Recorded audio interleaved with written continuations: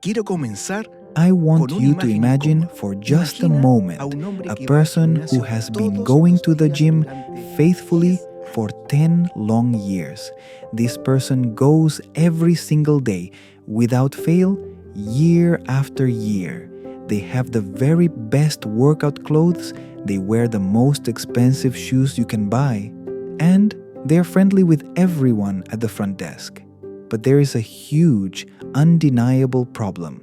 After 10 long years of going to that gym,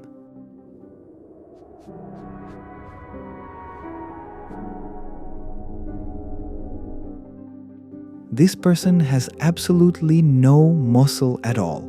Their body has not changed in any way. If you saw that with your own eyes, you would say it is impossible. You would say that something is very, very wrong. Why? Because it is simply impossible to be in a place of transformation for 10 years and remain exactly the same as the first day. Well, my friends, that is exactly what is happening in many of our churches today. We have people who have been sitting in the same chair for decades. They know all the songs by heart, they know how to use the religious language, and they carry the label of a Christian everywhere they go. But their life, their character, and their heart have not changed one bit. Real Christianity is not just a label you put on yourself. No, it is a divine power that transforms you from the very inside out. Let us look together at the Gospel of Luke, chapter 6, verse 46. In this verse, Jesus asks a question that should make every one of us tremble. He says, "Why do you call me Lord, Lord, and do not do what I say?" This, my brothers, is the very core of the problem. We love the title of Lord because it sounds good, but we often hate the reality of obedience. If Jesus is truly your Lord, it means by definition that He is your master. It means He is the absolute owner of your life. He is the boss of your decisions, your plans, and your future. You cannot say that He is your Lord if you still have forbidden zones deep in your heart where He is not invited. You cannot say He is your Lord if there are parts of your life where He is not allowed to enter or speak. If He is not Lord of your finances, then He is not your Lord. If He is not Lord of your private life, He is not your Lord. I will be honest with you. If He is not Lord of all, then He is not Lord at all. Real Christianity starts with a total and absolute surrender to His divine authority. In Matthew chapter 7, Jesus teaches us something that is fundamental about our nature. He says clearly that a good tree cannot produce bad fruit, and a bad tree cannot produce good fruit. Please understand this. This is not about how hard you try or how much effort you put in. It is about what you are at your core. An apple tree does not struggle or sweat to grow an apple.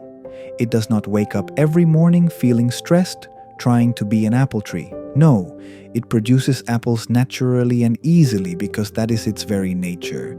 Religion is simply the human effort to tie plastic fruit to a dead tree. It might look good from a distance, but it has no life, it has no smell, and it has no taste. Real Christianity is a complete change of your nature. When you are truly and deeply connected to Jesus, the fruit of the Spirit starts to grow in you. You do not have to force it or pretend. It flows naturally because you have been made a new creature. If you have to fight every single second just to look like a Christian, perhaps it is because your nature has not been truly changed yet. Remember this simple truth: an apple tree does not eat its own fruit. The apples are there for the hungry people who pass by. In the very same way, the fruit of your change is not just so you can feel good about yourself. Your patience, your love, and your honesty are for the people who live around you. They are for your wife when you get home after a long day. They are for your children when they look at you for an example. They are for your neighbors and your co-workers. There is a saying that is very true. You are the only Bible that some people will ever read in their entire lives. If your faith does not work in the kitchen of your house, then it does not work anywhere. If you are a saint in the church building but a tyrant in your own home, you are an impostor. The world is not looking for perfect people who never make mistakes.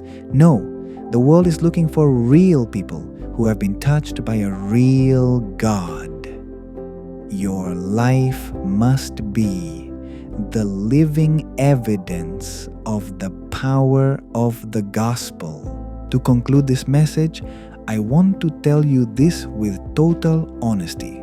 Time alone will not sanctify you. Only surrender will sanctify you. You can spend 40 years attending a church and still have the same bitter, angry, and selfish nature. Do not let another year go by just playing church. Do not settle for a religious label that has no power to change you. Today is the day to go to the altar and say, Lord, I am tired of trying in my own strength. Today, I surrender my life completely to you. Change my nature. Give me a new heart. I do not want to be an impostor anymore. I want to be a true disciple. Let us pray together right now and ask God to start a real transformation in us. Let the old things pass away today, and let all things be made new for His glory. For we know that God is faithful and He will complete the work He has started in you. Amen.